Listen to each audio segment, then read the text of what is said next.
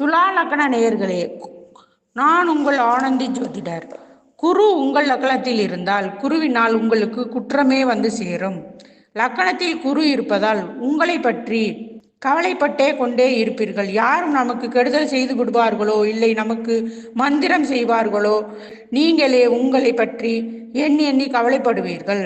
தான் ஒரு அறிவாளி, தன்னை யாராலும் ஜெயிக்க முடியாது என்ற எண்ணம் அடிக்கடி உங்களுக்கு வரும். 6-3 வீட்டு குரு லக்கணத்தில் இருப்பது நல்லதில்லை. எதிரிகள் அதிகம், பங்காளிகள் தொல்லை செய்வார்கள், கடன் சுமை அதிகமாகும். வாழ்க்கையில் உங்கள் பேச்சை யாரும் கேட்க மாட்டார்கள்.